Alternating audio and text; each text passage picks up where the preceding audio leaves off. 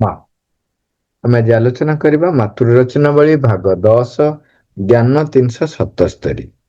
ପ୍ରଭୁ ଲେଖୁଛନ୍ତି, ଭୟ ଓ ଚିନ୍ତାଗ୍ରସ୍ତତା ଇଚ୍ଛା ଶକ୍ତିର ଗୋଟିଏ ଗୋଟିଏ ବିକୃତ ରୂପ। ତୁମେ ଯେଉଁ କଥାକୁ ଭୟ କରୁଛ ଓ ଯାହା ବିଷୟରେ ଏତେ ଚିନ୍ତିତ ହୋଇ ପଡୁଛ, ଆପଣାର ମୁଣ୍ଡ ଭିତରେ ସେହି କଥାଟାକୁ ବାର ବାର ନେଇ ପିଟିବାରେ ଲାଗିଛ, ତଦ୍ୱାରା ତୁମେ ତାକୁ ଘଟିବାରେ ସାହାଯ୍ୟ କରୁଛ। କାରଣ ତୁମ ଜାଗ୍ରତ ମନ ଉପର ଭୂମିରେ ରହିଥିବା ଇଚ୍ଛା ଶକ୍ତି ତାହାକୁ ପ୍ରତ୍ୟାହତ କରି ରଖୁଥାଏ। ତଥାପି ନିମ୍ନରେ ତୁମର ମନ ତାହାକୁ ହିଁ ଅନୁକ୍ଷଣ ଇଚ୍ଛା କରି ଆସୁଛି ଏବଂ ତୁମର ଜାଗରଣ ଶକ୍ତି ତଥା ବୁଦ୍ଧି ଅପେକ୍ଷା ତୁମର ଅବଚେତନ ହିଁ ସର୍ବଦା ଅଧିକ ଶକ୍ତିଶାଳୀ ଓ ପ୍ରଶସ୍ତ ହୋଇ ରହିଛି। ଯେକୌଣସି ଅଭିପ୍ରାୟକୁ ପୂର୍ଣ୍ଣ କରିବା ଲାଗି ଅଧିକ ସାଧନ ଯୁକ୍ତ ହୋଇ ରହିଛି। ମାତ୍ର ଚିନ୍ମୟ ଆତ୍ମା ଏହି ଦୁଇଙ୍କ ଠାରୁ ଆହୁରି ଅଧିକ ବଳଶାଳୀ। ତୁମେ ଭୟ ଏବଂ ଆଶାର ସ୍ତରକୁ ପରିତ୍ୟାଗ କରି ଚିନ୍ମୟ ଆତ୍ମାର ସେହି ଭବ୍ୟ ସ୍ଥୈର୍ଯ୍ୟ ଏବଂ ଚିନ୍ତାଶୂନ୍ୟ ପ୍ରଭୃତ୍ୱ ଶକ୍ତି ମଧ୍ୟରେ ହିଁ ଆଶ୍ରୟ ଗ୍ରହଣ କର। ଏଠି ଅନେକ ସିକ୍ରେଟ ଆମ ପାଖରେ ଉଦ୍ଘାଟନ ହେଉଛି। ପ୍ରଥମେ ପ୍ରଭୁ କହିଲେ, ଆମ ଭିତରେ ଯୋଉ ଭୟ ଆସେ, ଯୋଉ ଚିନ୍ତାଗ୍ରସ୍ତ ଆସେ, ଆମେ ଯୋଉ ଚିନ୍ତା ହେଇପଡୁ, ଚିନ୍ତିତ ହେଇପଡୁ, ସେଇଟା ହଉଛି ଆମର ଇଚ୍ଛା ଶକ୍ତିର ଗୋଟିଏ ବିକୃତ ରୂପ। କୌଣସି ଗୋଟେ ଘଟଣା ଦେଖିଲେ ଆମେ ଭୟ କରୁ। ସାଁବଳଟା ଦେଖିଲେ ଆମେ ଡରିଗଲେ, କିମ୍ବା କିଛି ଗୁଡା ଦେଖିଲେ ଚମକି ପଡିଲେ, ଇଏ ଆମେ ଯୋଉ ଇଚ୍ଛା କରନ୍ତି। କଣ ଇଚ୍ଛା କରନ୍ତି? ଆମର ଏଇଟା ଦରକାର, ସେଟା ଦରକାର ନାହିଁ, ନାଇଁ? ସେ ଆପଣ ଯୋଉଟା ଚାହୁଁନାହାନ୍ତି ସେ ଘଟଣାଟା ଘଟିଗଲା ଭଳି ଆପଣଙ୍କୁ ଡର ଲାଗିଲା। ଇଏ ଗୋଟିଏ ଏପିସୋଡ। ଆଉ ଗୋଟେ ଜିନିଷ ଦେଖିବେ, ତାର ଜଷ୍ଟ ଆଉ ଗୋଟେ ବ୍ୟାକଗ୍ରାଉଣ୍ଡକୁ ଯିବେ। ଆପଣ ଇଚ୍ଛା କରୁଥିଲେ ଏଇଭଳିଆ ଘଟୁ, କିନ୍ତୁ ସେଭଳିଆ ନ ଘଟି ଏଭଳିଆ ଘଟିଲା, ସେତେବେଳେ ଆପଣ ଡରିଯାଆନ୍ତି। ଆଉ ଗୋଟେ ସମୟ ଆସେ, ଆପଣ ଦେଖିବେ, ମନେ କରାଯାଉ ପୁରା ନିରୋଳା, ଶାନ୍ତ ନୁହଁ, ମାନେ ନିରୋଳା, ଲୋନଲି, ଏବଂ ଆ ପୂର୍ବରୁ ଆପଣଙ୍କ ଭିତରେ ଗୋଟେ ଧାରଣା ଥାଏ, ଆପଣଙ୍କ ଭିତରେ ଗୋଟେ ଧାରଣା ଥାଏ ଯେ ଏଇ ପ୍ରକାରର ପରିସ୍ଥିତିରେ ଏଇଆ ଘଟେ। ଯେମିତି ବାଜେ ଗୀତ ଆପଣ ଶୁଣିଥିବେ, କଣ, ଯେତେବେଳେ ଗୋଟେ ପିକନିକ ଆସିବ, ମାନେ ମ୍ୟୁଜିକ ବାଜିବ ପୁରା, କେମିତି କହନ୍ତି, ଡର ଲାଗେ ନିଜ ଛାଇ ଅନ୍ଧାର ଗଲେ ହୋଇ, ମାନେ ଯୋଉ ଗୋଟେ ଏମିତି ଗୋଟେ ଟ୍ୟୁନିଂ ବାଜେ, ଗୋଟେ ମ୍ୟୁଜିକ ବାଜିବ, ଯୋଉଗୁଡାକୁ କଣ କରୁଛି, ଆମକୁ ଗୋଟେ ଜିନିଷକୁ ଭାବିବା ପାଇଁ, ଇଚ୍ଛା କରିବା ପାଇଁ ସେ କମ୍ପଲସରି କରିଦିଏ। ସେଇ ପ୍ରକାରର ପରିସ୍ଥିତି ହେଇଗଲେ ଆମ ଭିତରେ ଗୋଟେ ଜାଗ୍ରତ ହେଇ ଉଠେ ଯେ ଆସିଲା କି କିଏ, ଏମିତି ହେଲା କି, ସେମିତି ହେଲା କି, ସେଇଟା ତ ମୋର କଣ, ମୋ ଶକ୍ତିଟା, ମୋରି ନିଜର ଶକ୍ତି, ସିଏ ଚିନ୍ତା କରୁଛି ବା ସିଏ ଇଚ୍ଛା କରୁଛି ଏମିତି ଏମିତି ଘଟନ୍ତା କି, ବା ଏମିତି ଏମିତି ଘଟିବ କି, ଏମିତି ଏମିତି ଘଟିବାର ସମ୍ଭାବନା ଅଛି। ଏଇ ଯୋଉ ପ୍ରକାରର ସେ ଯୋଉ ସାମର୍ଥ୍ୟଟି ରହିଛି, ସେ ସାମର୍ଥ୍ୟଟି ମୋର ରହିଛି, ତାହା ବିକୃତ ଭାବରେ ଯେତେବେଳେ ହଉଛି, ସେତେବେଳେ ମୁଁ ଡରି ଯାଉଛି। ଯେତେବେଳେ ମୁଁ ତାକୁ ଭଲ ୱେରେ ବା ଭଲ ଭଲ କଳ୍ପନା କରୁଛି, ସେତେବେଳେ ମତେ ଖୁସି ଲାଗୁଛି। ଇଏ ହଉଛି ଫରକ, ଆଉ କିଛି ନାହିଁ। ଗୋଟେ ଯେମିତି ଅନେକ ଦିନ ପରେ ଆପଣ ପୁରୁଣା ନିଜ ଯୋଉ ସ୍କୁଲରେ ପଢୁଥିଲେ ସେ ସ୍କୁଲକୁ ଆସି ପହଞ୍ଚିଲେ, ତେଣୁ ସାଙ୍ଗେ ସାଙ୍ଗେ କଣ ହଉଛି, ଆମର ସ୍କୁଲ ଏଜର ସ୍କୁଲ ଲେବୁଲରେ ଆମେ କଣ କରୁଥିଲେ, କୋଉଠି ବସୁଥିଲେ, କଣ କରୁଥିଲେ, ମନେ ପଡିଯାଏ। ସେ କୋଉଠୁ ଆସିଲା? ସିଏ ବି ସେଇଟା ମୋର ଇଚ୍ଛା ଶକ୍ତିର ପ୍ରଭାବ। ମୋର ଇଚ୍ଛା ଶକ୍ତି ଏତେ ପ୍ରବଳ ଥାଏ, ସେ ଯେକୌଣସି ଏକ ଜିନିଷକୁ ସେ ଇମାଜିନ କରିକି ଆଣେ, ବା ପୁରୁଣା ଜିନିଷକୁ ସ୍ମୃତିକୁ ଆଣିକି ଉପରେ ରଖେ, ତେଣୁ ସେତେବେଳେ ମତେ ସେଇଟା ଆନନ୍ଦ ଦିଏ, ଖୁସି ଦିଏ। ସେଇଭଳି ଭାବରେ ଯେତେବେଳେ ତାହା ବିକୃତ ରୂପରେ ସେ ଇଚ୍ଛା ଶକ୍ତିକୁ ବ୍ୟବହୃତ ହୁଏ, ସେତେବେଳେ ତାହା ଆମକୁ ଡର ଲାଗେ।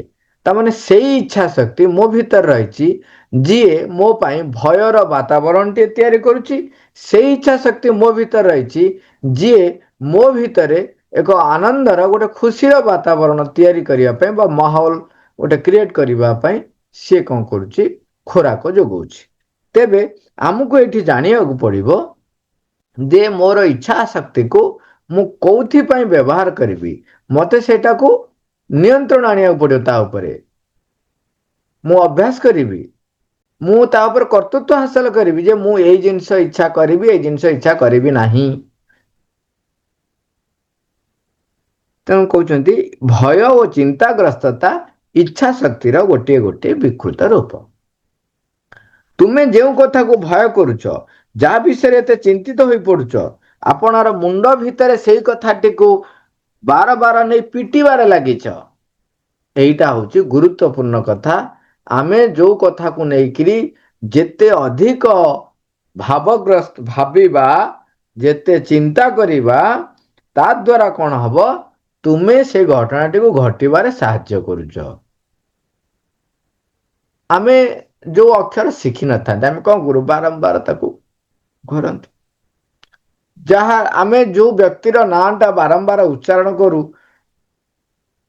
से लोकटीर नाटे आम मन रही जाए जहाँ सहित आम जेते अधिक मिशु ता प्रति आमर एक भावगत संपर्क सृष्टि हुए आपन देखिए आपण को जे बहुत दूर अच्छा आपन को सी खराब लगुंट विषय आप जहाँ शुणी आपण सहित जाकि मिशंतु मिसिला पर देखिए आपण को सी एते खराब लगे किंबा अपोजिट आपण जहाँ सहित मिसी ना दूर भारी भल बोली भावुंट ता सहित मिशंतु से कह कौन अरे हे मु भाभी एमती ये एमतिया से भाया प्रत्येक घटना रे जेतेबेले आमे जो विषय को अधिक थर भावुछु अधिक थर ता सहित आमे संपर्क रक्षा करुछु सी कौन हुए से घटनाटी को घटबार साहाय्य करे एठी आमे मन रखिबा कौन ता माने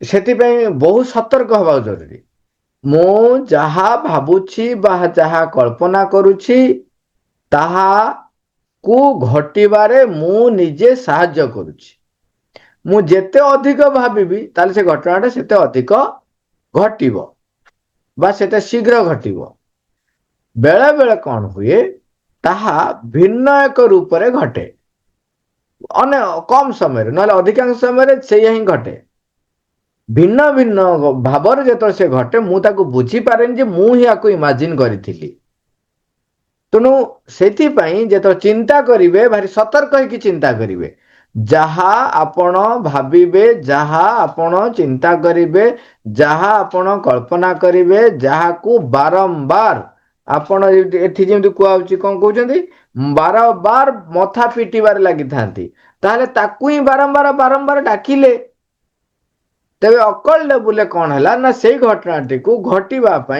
आमे साहाय्य कले गोटे व्यक्तिर ना को 4-5 थर जब डाकिले से लोक जो शुणव ही शुणव केते थर सी अवॉइड करिवो जदि आमे जनरल केस देखिबा किछि न से कणे के अनेब जिद्दी करिक न आसी पारे किंतु टाणी के अनेब तो एवं से गोटिक को प्रयोग करती जितेबले तपस्या करती देवता को संतुष्ट करने बारंबार उच्चारण करती सी बाध्य होकर आसती आसो बाध्य बाट कि ना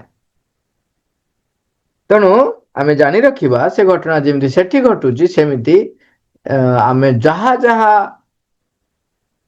कल्पना करुचंती ताहाकू आमे घटिबारे साहाय्य करचंती सेति आमे कौन करबा भल घटना चिंता करबा भल भल भाविबा सेति कहा जाए आमे जो गोटे आमे कहूँ भगवान को ऊपर कंसंट्रेशन कर भगवान को ही तमे कौन कर ना तुमर ध्येय वस्तु कर रख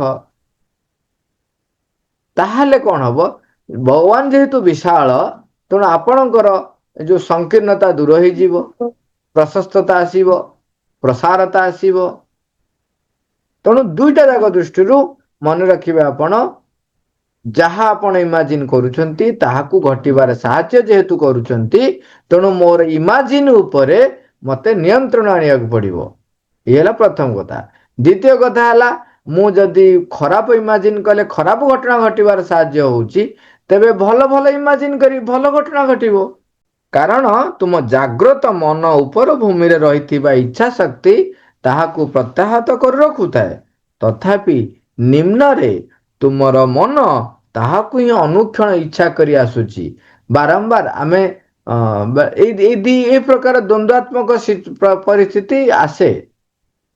ଆମେ ଜାଣୁଛୁ, ବୁଝୁଛୁ, ଆମେ ଇଚ୍ଛା କରୁନୁ, କିନ୍ତୁ ମୋ ଭିତରେ ଏମିତି କଣ ଘଟିଯିବ କି, ଘଟେନି କି, ହଁ ମୁଁ ଘଟି ଯାଇପାରେ, କାଳେ ଘଟିଯିବ କି, ହଁ କରିବ କି, ଏଇ ଯୋଉ ମାନେ ମୁଁ ୟାକୁ ଖାଲି ଛୋଟ ଛୋଟ ଭାଷାରେ କହୁଛି, ନହେଲେ ମୋ ଭିତରେ ତାକୁ ଦେଖନ୍ତୁ, ଯଦି ଜଣେ ନିଜକୁ ଅଧିକରୁ ଅଧିକ ନିରୀକ୍ଷଣ ନ କରେ ତେବେ ସେ ୟାକୁ ଜାଣିପାରିବ ନାହିଁ।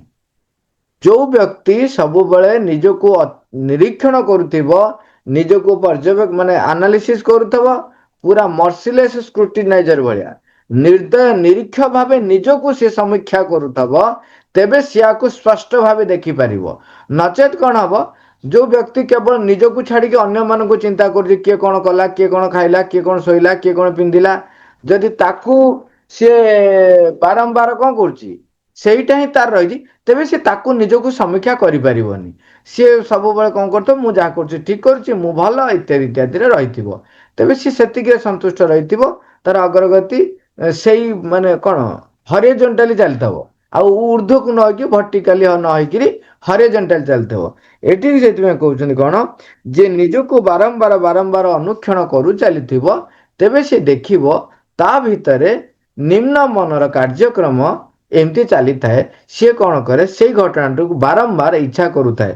ସେଥିପାଇଁ ତାପରେ କହୁଛନ୍ତି କଣ, ତୁମର ଜାଗରଣ ଶକ୍ତି ତଥା ବୁଦ୍ଧି ଅପେକ୍ଷା ତାର ବଳଟା ବେଶୀ ହେଇଯାଏ। ସେଥିପାଇଁ କହୁଛନ୍ତି ସେ ତୁମର ଅବଚେତନ ହିଁ ଅଧିକ ଶକ୍ତିଶାଳୀ ଆଉ ପ୍ରଶସ୍ତ ହୋଇ ରହିଛି। ଯଦି ଆତ୍ମ ସମୀକ୍ଷା ଆରମ୍ଭ କରିବେ, ତାହେଲେ କଣ ହବ, ନିଜକୁ ଚିହ୍ନି ପାରିବେ। ନିଜକୁ ଚିହ୍ନିଲେ କଣ ହବ, ହତାଶ ନିରାଶ ନ ହେଇକିରି ତାକୁ ସମର୍ପଣ କରିବା ପାଇଁ ଆପଣ ନିଜର ଇଚ୍ଛା ଶକ୍ତିକୁ ପ୍ରୟୋଗ କରିବେ। ଦେଖନ୍ତୁ, ଇଚ୍ଛା ଶକ୍ତିକୁ ପ୍ରୟୋଗ କରିବେ କହୁଛି କାହିଁକି ନା, ଯେ ପର୍ଯ୍ୟନ୍ତ ନିଜର ଯୋଉ ଗତିବିଧି ଗୁଡା ରହିଛି ତାକୁ ମୁଁ ଚିହ୍ନି ନାହିଁ, ମୁଁ ଜାଣି ନାହିଁ ଏପର୍ଯ୍ୟନ୍ତ କିଏ ମତେ ବନ୍ଧନରେ ରଖୁଛି, କିଏ ମତେ ପରମଙ୍କ ଆଡକୁ ନଉଛି, ତେବେ ମୁଁ କାହାକୁ ସମର୍ପଣ କରିବି? ମୁଁ ତ କହିବି, ମୁଁ ତ ହଉଛି କଣ, ମୁଁ ପୁରା କ୍ଷୀର ପରି ଧଳା, ଶୁଭ୍ର, ସ୍ୱଚ୍ଛ। ଆଉ ଯେତେବେଳେ ମୁଁ ନିଜକୁ ନିଜେ ସାର୍ଟିଫିକେଟ ଦେଇ ଦଉଛି, ସେତେବେଳେ ମୁଁ ସମର୍ପଣ କଣ କରିବି? କରିପାରିବିନି, ହୁଏନି ସେମିତି। ତେଣୁ ମୋର ଇଚ୍ଛା ଶକ୍ତିକୁ ପ୍ରୟୋଗ କରିବି ପ୍ରଥମେ ନିଜକୁ ଚିହ୍ନିବା ପାଇଁ, ଆତ୍ମ ସମୀକ୍ଷା କରିବା ପାଇଁ। ଆତ୍ମ ସମୀକ୍ଷା କଲେ ଦେଖିବେ ମୋର ନିମ୍ନ ମନରେ, ନିମ୍ନ ପ୍ରାଣରେ ଏମିତି ଗତିବିଧି, ଏମିତି ସ୍ପନ୍ଦନ ସ୍ପନ୍ଦିତ ହଉଛି, ସିଏ କଣ କରୁଛି, ସେଇ ଗତିବିଧି ଗୁଡ଼ିକୁ ବାରମ୍ବାର ବାରମ୍ବାର ଇଚ୍ଛା କରୁଛି।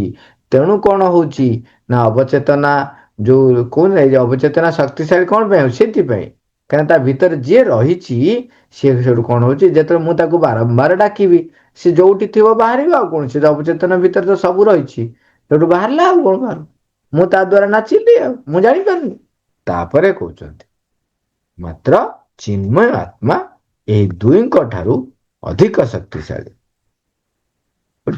ଅବଚେତନ ଠାରୁ ବି ଅଧିକ ଶକ୍ତିଶାଳୀ, ଏବଂ ଆମର ଯୋଉ ଜାଗରଣ ଶକ୍ତି, ବୁଦ୍ଧି ଯୋଉ ରହିଛି, ତାଠୁ ବି ସେ ଶକ୍ତିଶାଳୀ। ତେଣୁ ଆମେ ସେଇ ଚିନ୍ମୟ ଆତ୍ମାକୁ ବା ଆମର ଚୈତ୍ୟ ସତ୍ତାକୁ ଆମେ ସମ୍ମୁଖକୁ ଆଣିବା ପାଇଁ ଆସ୍ଫୁରା ରଖିବା।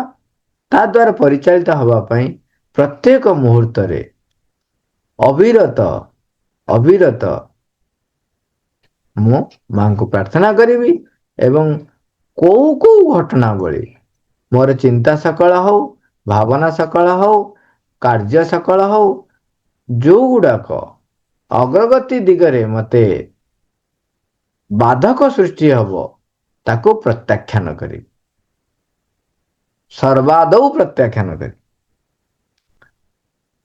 ତୁମେ ଭୟ ଏବଂ ଆଶାର ସ୍ତରକୁ ପରିତ୍ୟାଗ କରି ଚିନ୍ମୟ ଆତ୍ମାର ସେହି ଭବ୍ୟ ସ୍ଥୈର୍ଯ୍ୟ ଏବଂ ଚିନ୍ତାଶୂନ୍ୟ ପ୍ରଭୁତ୍ୱ ଶକ୍ତି ମଧ୍ୟରେ ହିଁ ଆଶ୍ରୟ ଗ୍ରହଣ କର।